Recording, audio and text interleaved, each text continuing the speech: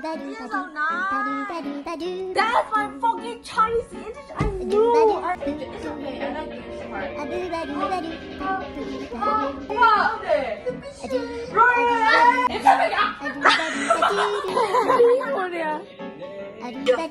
Scandali borani dai.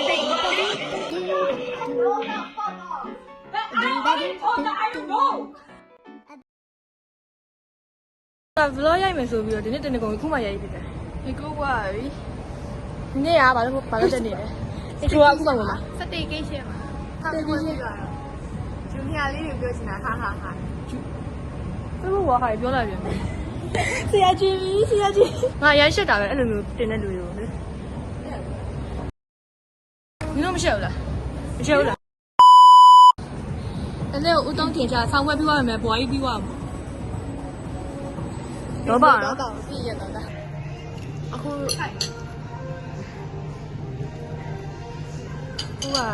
စတေးရှင်းသွားပြီးတော့ကွာရေကူးတာနည်းနည်းနောက်ကျသွားတော့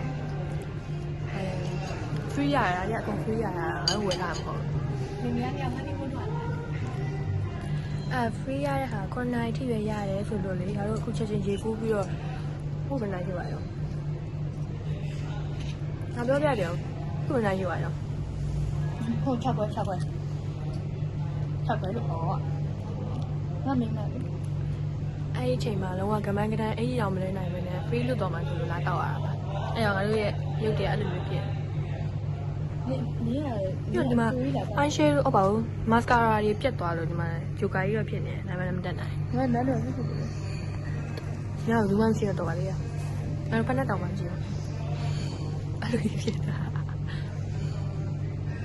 အရင်တနေ့ကလက်တုံရောက်ဖြစ်နေလို့ကြောက်တယ်။ဒါနဲ့ပို့တော့ပါအဲ့တေ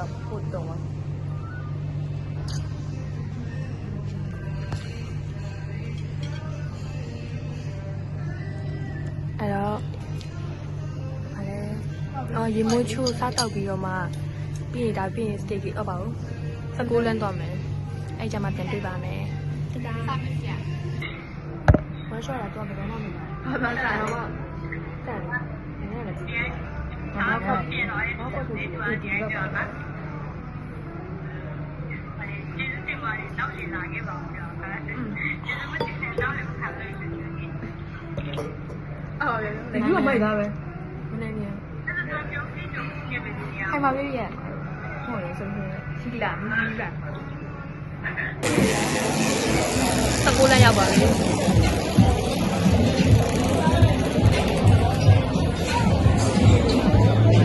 လူတွေဆောင်ရများနေတော့ဒီလိုပဲ19လမ်းဆိုတာပဲလူတွေဆောင်ရများနေတော့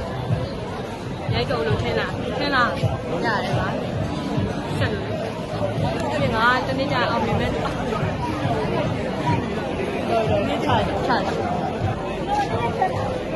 ညတောင်းသားရကျန်းရနော်အဲ့တော့ဟိုတယ်ရောက်မှပဲပြန်တွေ့ပါမယ်အကြီးကတော့တရုတ်ပုံချောင်းပါငါတရုတ်ချက်ချစ်တော့ထောင်းဝယ်နေတာဒီမှာအရက်သမားဆိုတော့အရက်ပလင်းနဲ့လူအများကြီးဝယ်လာတယ်ဆိုကျူး9ပလင်းရယ်စစ်မြင်း2ပလင်းရယ်ဝိုင်းနန်းကော်ကျော်လာမဟုတ်ဘူးချက်တော့2ပွဲဝယ်နေငါတို့ဟိုမှာချက်ချတော့ပေါင်းဝယ်လာတယ်ငါလေရေကူးလိုက်တာကွာဒိုင်မင်ထိုးတဲ့ဟာဆရာအတင်ပြအရန်ကောင်းတော့လေဒိုင်မင်ထိုးချလိုက်တာအတင်ပြအားကတော့တပိတ်ထိုးတာကိုလည်းချင်လုံးလေခဏသူများဘေးနားလူကတော့ကြားတယ်ဥဝေအောက်ကငေါ့ဆိုင်ထိုးပါပြောနေဟာသူကသူငေါ့ဆိုင်မထိုးရင်ဗျားလိုက်ကြီးဘုံနဲ့ကြာရင်နာမယ်ပြောတဲ့ဟာကိုသူကငါအဲ့ဗျားလိုက်ကြီးဘုံနဲ့မကြာငါအောက်ကိုငေါ့ဆိုင်ဖို့စူးစမ်းသေးတယ်ဒါပေမဲ့အောက်ကိုငေါ့မဆိုင်ပဲနဲ့ဖင်ရထောင်သွားတာကွာဖင်ရထောင်ပြီးတော့ခါနဲ့ဖင်နဲ့ဒီဟာခါနဲ့ဖင်နဲ့ပေါ့ခါနဲ့ဖင်နဲ့အဲ့ဒါလူမျိုးကြီးခါတော့အဲ့လိုမျိုးချိုးသလိုကြီးဖြစ်သွားတာလိုဖြစ်သွားတယ်အဲ့လိုမျိုးဂျုံးလိုကြီးချိုးသလိုဖြစ်သွားတာငါအဲ့ဒါကိုဆောင်းနေတာခဏပြောနေရတာနဲ့ပေါ့သူကသူမှလက်မခံနိုင်ဘူးစားယူဆိုအမားနဲ့မကင်းဘူးအဲ့ဒါဘယ်လိုတင်ပြမလို့လဲဆရာကပြောနေပိတ်ရဲတယ်အမဒါမဲ့လေငါရန်လာနေရမယ်လေအောက်ပဲပါရဲ့တိတ်ဖက်လေးပြပါဦးအော်ကတော့speaker နဲ့လာခံပါရခံရမယ်လေ speaker မှာရယ်စကူလိုက်ရတယ် speaker ရှင်းလာချက်မင်းနာဘူးရှင်မဆက်တယ်နေတာရှင်းပေါင်းပြီ အော်ပြပြအောင်လေဘယ်သူမှယုံမှာတော့မဟုတ်ဒီနေ့ဖြစ်ပျက်ကိုလေဟာ makeup artist လို့မျိုးဖြစ်သွားလန်သွားတာဘာများငါ makeup artist တဲ့ချီဦးငါ့ဘဝမှာလေ makeup မလိမ့်တက်လို့ထောင်လိုက်ပါလားနင်ကဟာရမ်းညောင်းနေလောင်းနေတိုင်းလိုက်ပါလားငါ့ဘဝမှာလေ makeup မလိမ့်တက်လို့လေတိုင်ပတ်ခဲ့ရတဲ့ရက်ပေါင်းများသွားတယ်အများကြီးအခုတော့မှရှာအလူတော့မှလူပြောဖြစ်နေတာသူကသူပျော်နေငါပြောတာပဲလေဘာဖြစ်ငါလိမ့်တာမလောက်လားပြောအေးပါလာတော်လာအတီးလာတော့လာဒီနေ့မှလူတွေလာဒီနေ့မှစောက်ခွေးတောင်းစားအခီးတွေနေတာနဲ့တော့ပါပြီတတာစောက်ကျင်းလားစောက်ကျင်းရောအေးစောက်ကျင်းဟာခုဆိုရင်ဟိုတယ်ပြန်ရောက်ပါပြီဟာဒီတော့ဒီကိစ္စကိုပြောမှာငါဆောက်ချက်မရှိဘူးငါ vlogger လုပ်မယ်ဆိုရင်ဆောက်ချက်တွေကောင်းတယ် vlogger လည်းဆောက်ချက်ပြောင်းအောင်မျိုးဖြစ်တယ်ခိုင်းကြည့်ပွေးထားတဲ့အိမ်ကြီးတွေနောက်ဆုံးလေးတော့ခံစားရတဲ့အတွက်အကြီးကြီးလေးထုတ်ဖို့တာတော်တော်လေးကိုတက်တည်တောင်းနေအိမ်ကြီးပဲဆောင်းပါလေဦးဟာလားဆောင်းလိုက်တာလားငါဆောင်းမဖြူနေကြည့်ဟာလားဟင်းတေးဆောင်းဒီမှာတော့ဖြူပါအဝါရောင်ရမီးရောင်ရဖြစ်နေတူကမီးရောဟိုဘိုးလေးကွက်မီးရောโอเคဒါပေမဲ့ပြဿနာတစ်ခုရှိရယ်ကင်မရာဘယ်နှထောင်မှမသိဟာဒီကင်မရာထောင်လို့ရှင်တညာလုံးဆိုင်နေပါလေခိုင်ပါလေဟိုတော့ယူဆိုကျူကအဓိကကင်မရာထောင်ပြီးနေဆိုရင်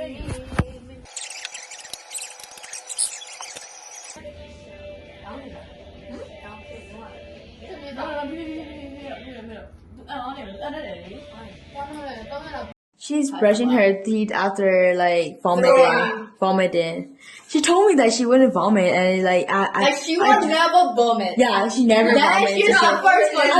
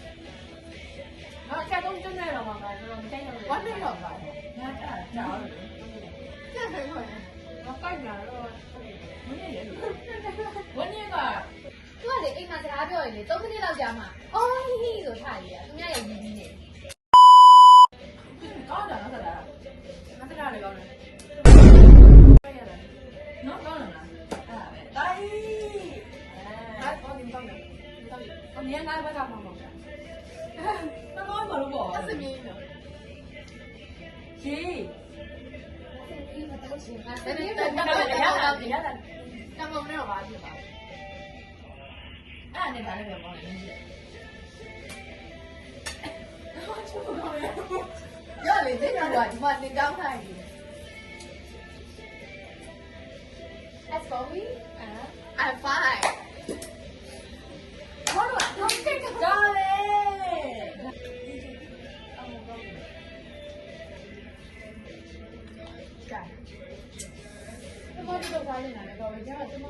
Darling! Personal Can you take them? Darling. You don't know yet. Yeah. I'm trying to repeat it. When I know. Say my query. စက်နိုင်တော့ဘာလို့ပြောလဲသမီးရင်းဆိုင်မဲ့အမမဖြေပါနဲ့လားသူတို့တွေဝေးတော့အမမဖြေတော့အဲ့သူလည်းမေးအမကိုရိုင်းနေတယ်ဘာနိုင်တော့ပြီလဲခုဆက်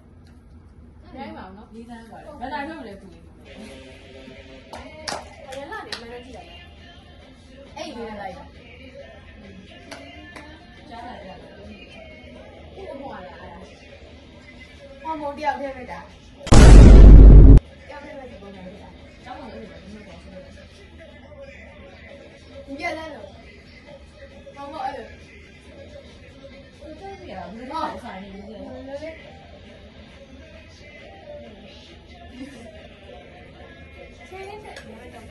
သူကထားပါဒီမှာတင်လိုက်နေမှာလေ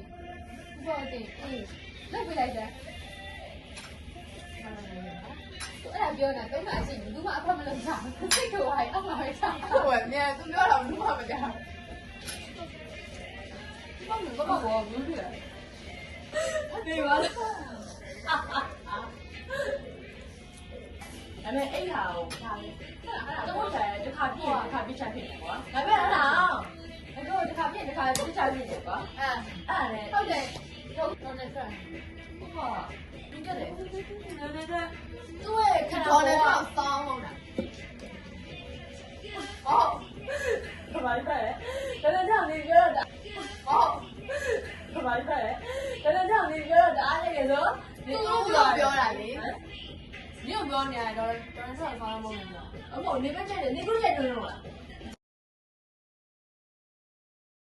带吧，他把肉片没带呀？把肉带呀？包肉。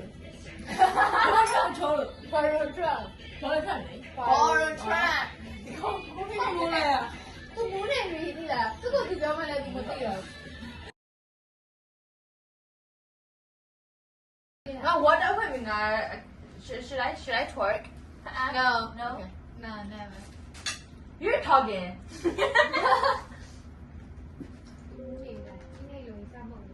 Oh, that ain't even born any good. Oh, Jenny. I know it. I'm a whole student. Don't even. Oh my god. It's okay. I like being smart. I'm too tired. Hey, the chain you need.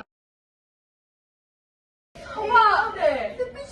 Right. Keep my eye. Hey, don't be that way. Jangan lupa pilih saja. Hey, don't be that way. ဒါမဲ့ထိုင်နေစင်းကနောက်ပိုင်းကျတော့အဆင်ပြေသွားတယ်ပြတော့မိုက်သွားတယ်နောက်ပိုင်းကျတော့တိတာလားအကြီးတာလေအဲ့ဒါနဲ့ international school ကကြီးလာယူနေကွာအဲ့ဒါပဲတိတာဟုတ်တယ်သူတို့ကလုံးဝထားခွင့်တာတော့နေအဲ့ဒါပြော international သူတို့ရလေ so fucking dumb as fuck they don't even know the most basic thing is ရန်ကင်းကရန်ကင်းက small passion the more you know as you do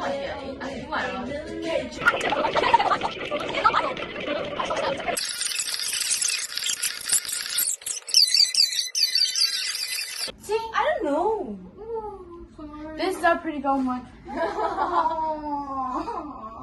You're not sorry. It's okay, she's just like that. Yo, hold on. Shh. Can't 보라니 달팽이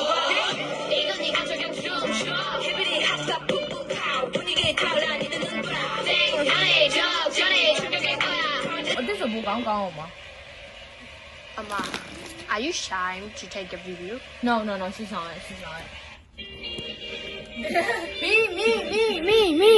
Me. How about you? Oh, today. I love her. I love you too. Like fucking Tommy Shelby. Yeah. Hey,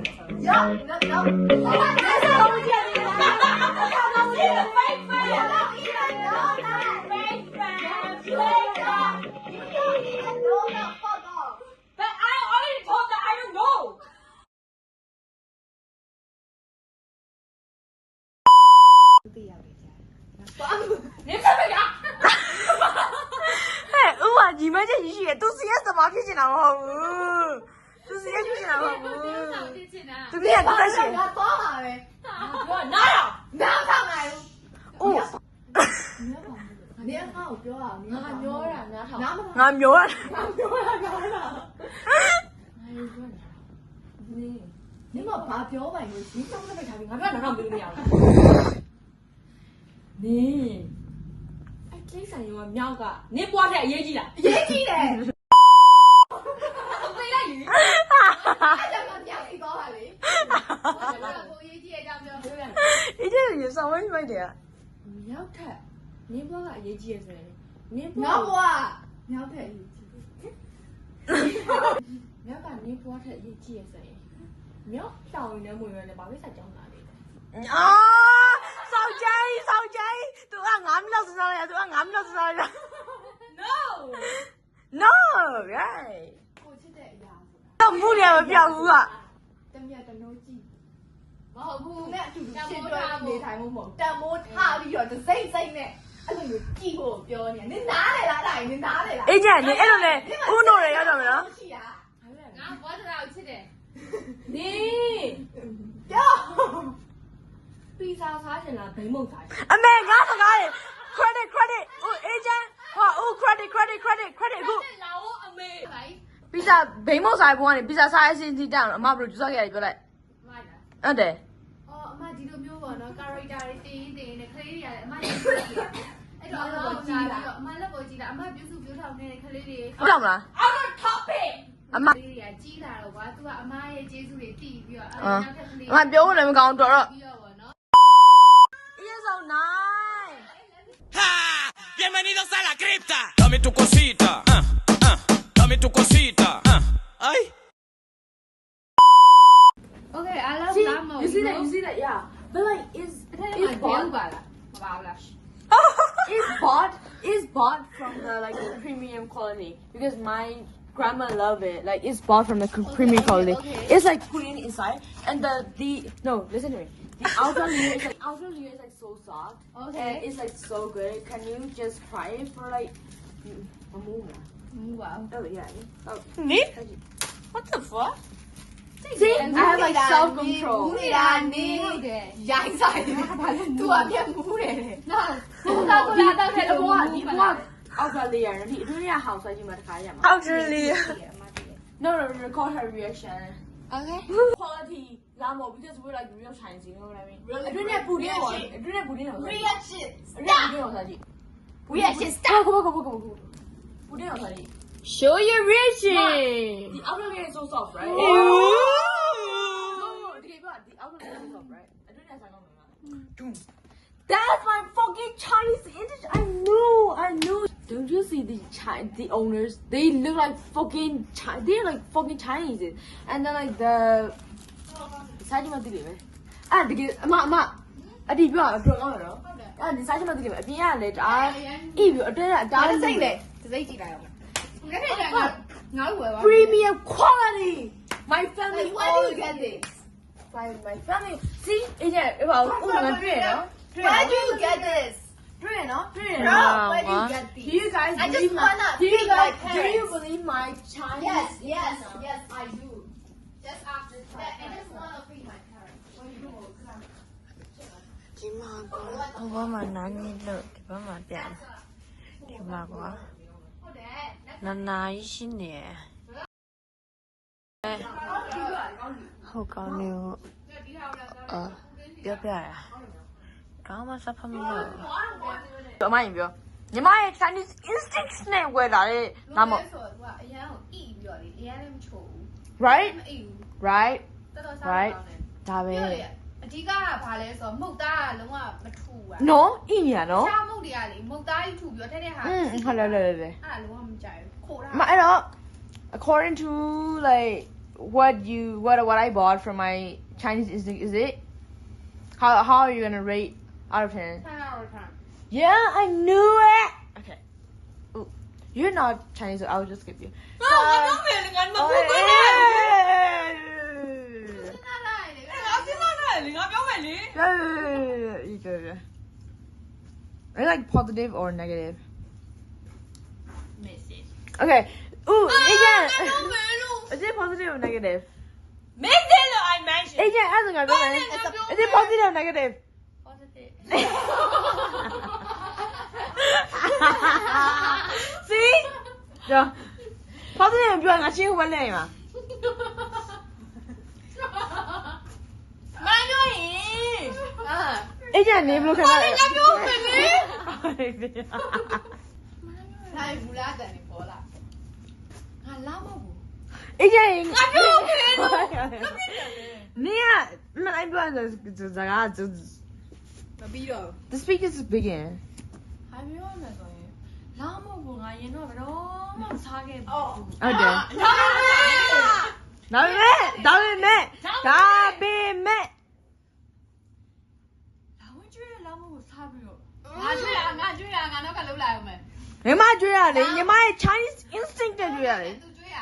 မမခုတ်ကျွေးလိုက်တာ အဲ့ညကျွေးတယ် လာမဟုတ်ဘူးစားပြီးတော့ဟာပေါ့ မှာကျိန်ဆုံးစားတော့ကလားမဟုတ် ဒါHey, according to downward Chinese instinct, what are you gonna rate out of 10?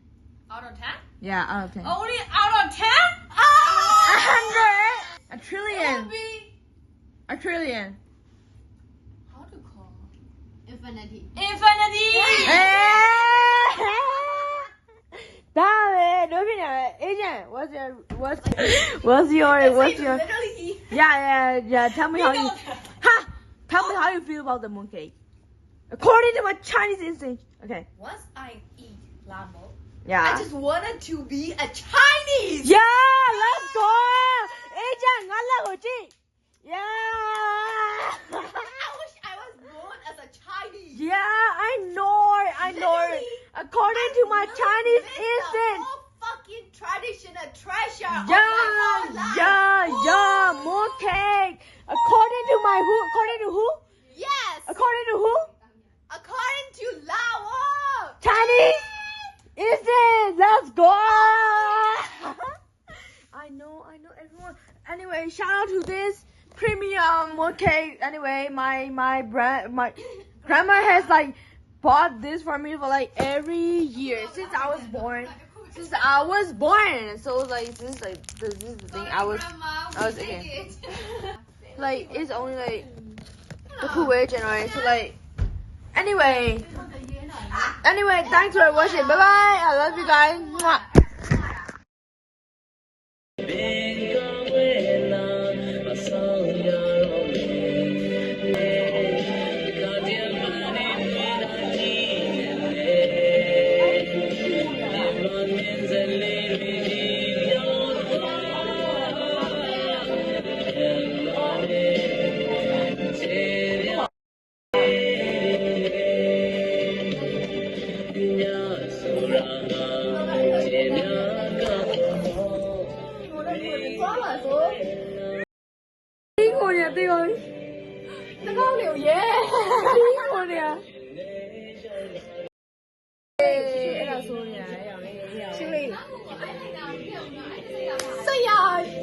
What's it? I think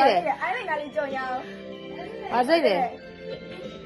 pink lady Pink lady, okay. I love a pink lady Pink lady. pink lady 有問題都出嚟 Guys, just look at my eyeliner. ဒီနေ့မဟုတ်ကွာခုငိုနေရငါပစံကြောင်မေ့ကွာဒီကောင်မငါလည်းဘယ်လိုထည့်ထားလဲမသိဘူး135လာတော့ရှိငိုရလေဒါမဲ့လိုင်နာလုံးဝမပြတ်ဟုတ်တယ်လိုင်နာလုံးဝမပြတ်ပဲအခုအိပ်ပြားတော့တမီးတို့ခံနေပြားတော့ပဲချိန်ပါလိုင်နာလုံးဝမပြတ်နေတဲ့ဟာကိုမှန်နဲ့မှတွေ့လိုက်ရတယ်ဒါတော့ဟိုတယ်ရဲ့အပြင်ဘက်ပါဒါတမီးတို့နေတဲ့ဟိုတယ်အခန်းဒါအင်ဂျင်တို့နေတဲ့ဟိုတယ်အခန်းအကုန်လုံးကဒါလေးပဲဆက်ပါတယ် ဘောင်းကြီးချီလဲငါလည်းရွေးမယ်စကားနေတော့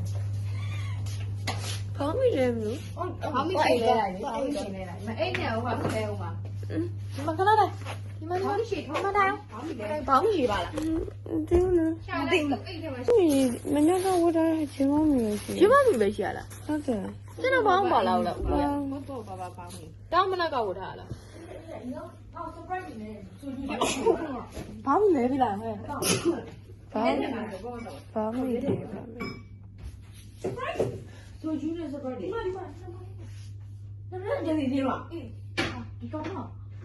ကုန်းမလောက်ပဲတောင်းရတယ်ကုန်းဟောစပရက်နဲ့တွေ့တော့ပဲစပရက်နဲ့တွေ့တော့သူတို့ရမ်းနေတယ် ဘယ်လို energy နဲ့ဆက်ပြီးတောင်းနိုင်နေရလဲ ဒီဖင်ရတယ်နေမနိုင်ရွေးနဲ့လိုက်ပြီးလုပ်နေတယ် တမီးဘာမှမလုပ် ဟိုဟာဖြစ်တယ်လားဟုတ် ဦးပုံမှန် limit အတိုင်းပဲတောက်တယ်ဦးငါကနေရချောင်းနေဦးဘာကြီးပဲတယ်လေ ဘာလဲလဲဟိုရောင်းနေဘလို့ပြောနေဟိုနေပါ ဒီနားနေတဲတဲကြီးလှမ်းကြည့်ရင်ရွ ရွှေကုန်းဖျားရှိရယ်ဖျားရှိမှာအဲ့လိုမျိုးလုံးနေဆိုလို့စိတ်မတန်ဘူးလို့ထင်ကောင်းထင်နိုင်ပေမဲ့တကယ်လည်းမတန်ပါဘူးဒါပေမဲ့လည်းမတန်နိုင်ဘူးဖျားရှိမှာမဟုတ်ဘူးကွာဒီလားဖျားရှိကိုမရှိတော့ဘူးဖျားကပေါ့နေအောင်တော့မပေါအောင်တော့ပေါ့နောက်ခါလည်းလည်းပဲသိနေနေပေါက်ပြီးရှူကြည့်လိုက် Guys, you only live once. Guys, YOLO. Okay? Just a reminder, if you have something bad things, then forget about that and still be happy because YOLO, guys, YOLO, don't forget. You can be able to catch this young life again. Okay? The next morning. ခွေးရုပ်ပေါက်သွားတယ်။ညာတော့စီစဉ်ထားတဲ့ဟာလေဒီလိုမလာခင်အများကြီးဘာလို့မဲဘာညာလေကုန်စီစဉ်ထားခဲ့ရကိုမမလုပ်ခဲ့ရမိုးပါလို့မိုးပြီးနေရင်မောက်တာလေကိုနေမောက်တာအဲ့ချလာလေသူရင်ငိုလာလေသူဘယ်လိုဖြစ်သွားလဲမသိဘူးနောက်တော့ရမောင်ဆုံးမိုးရပဲရမောင်ဆုံးရမိုးရဲတာတယ်ရုပ်ကိုပဲကြည့်အဲ့စီစဉ်ထားတဲ့ဟာဘာမှမလုပ်ခဲ့ရဘူးခင်ဗျာမလုပ်ခဲ့ရတာဒီတော့ရုပ်ပဲနောက်ချောင်းတယ်ညောင်းကိုင်းနေကျွန်တော်မှတန်ရရဲရပါခုချိန်နေတော့ဟာဒီအကျော်လေးညောင်းကိုင်းနားလေးဒီရဲကိုဘာလို့လဲရောက်ပါလေအေးချမ်းအမဟဲ့လောငါတော့လိုက်ရိုက်မဟုတ်ဘူးဘုံကြောက်တော့မမလေးခေါ်တော့ညောင်းဆက်အောင်ချာဟာတော့ချာရှင်းတယ်မမဘူးကလည်းရင်ပြအဲ့မူးပူရိုက်ရောအော်ဟာရီယာရင်ပြအဲ့ပြလာလို့တော့အဲ့လိုမင်းအိမ်မင်းမရရအောင်စောင့်နေတယ်ခုလေးကိုအော်ရလုပ်ပြီးရည်လားသူ့ပြောင်းရမဟုတ်လားတဲ့ခုလေးကိုအော်ရယူရရကောခုလေးကသိနေသွားရပါဟုတ်တယ်သူ့မကျွန်တော်ကောလက်ပေါ်ပါအလုံးလေးပေါ့ဘာမင်းလဲဥအလုံးလေးနော်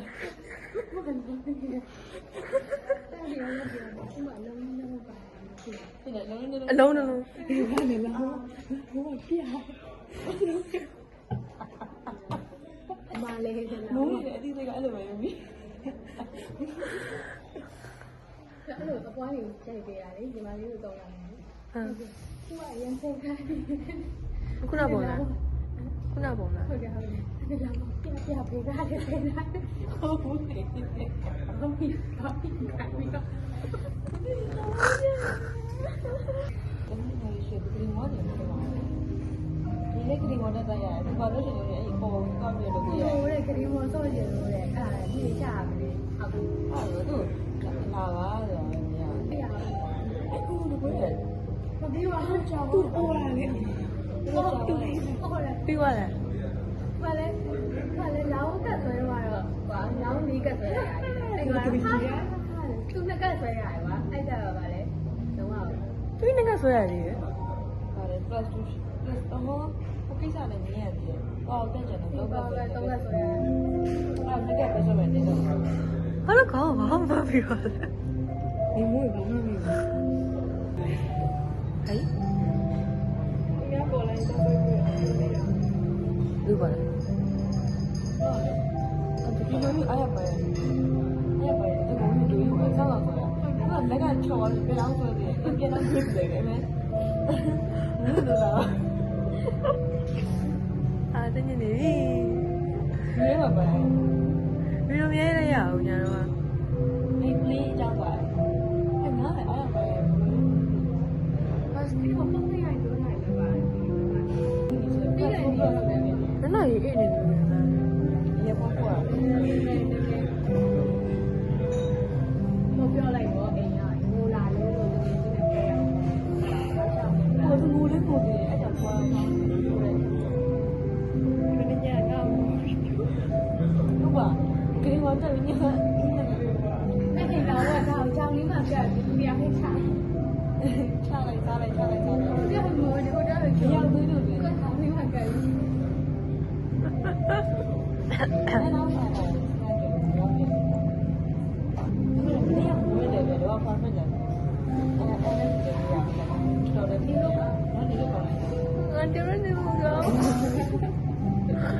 အတေရောယူရခဲ့လား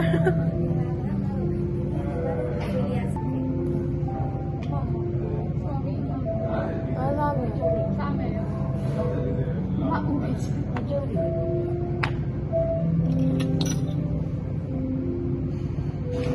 ဘာမရှိဘူးလား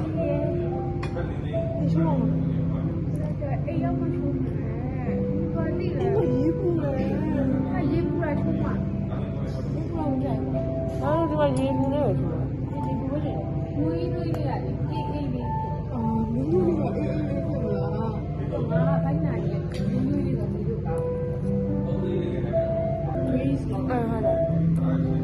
အဲ့မယ်ဆိုပြီးတော့လေငါအဲ့ဒါမျိုးရတယ်ဒီမှာအားတော့ကြမှာဒီကရှိသားရ နောက်ခါကြလို့ရှိရင်အဲ့လောက်မဝင်နေတော့လေဟိုဟာဒီရောက်ဖြစ်တာနေရင်ကောင်းတယ်ဒီဆိုတာပါတော့ဒီကအကြောင်းပြေးကြတယ် ဒီဆွေးမင်းတစ်ထပ်ဆိုသူတစ်ထပ် နင်တစ်ထပ်ပဲထားလိုက်စတော်ဘယ်ရီတစ်ထပ်ဟုတ်တယ်အများကြီးပဲဆက်တာပေါ့ လေးဘူး ပြီးတော့ surprise လည်းတောက်ပြီး surprise နဲ့ပါတယ်နဲ့တိတောက်ပြီးတော့မှပြောတယ်ကောင်းတယ်စားကမ်းတော့ surprise ဟုတ်လားအဲ့လောက်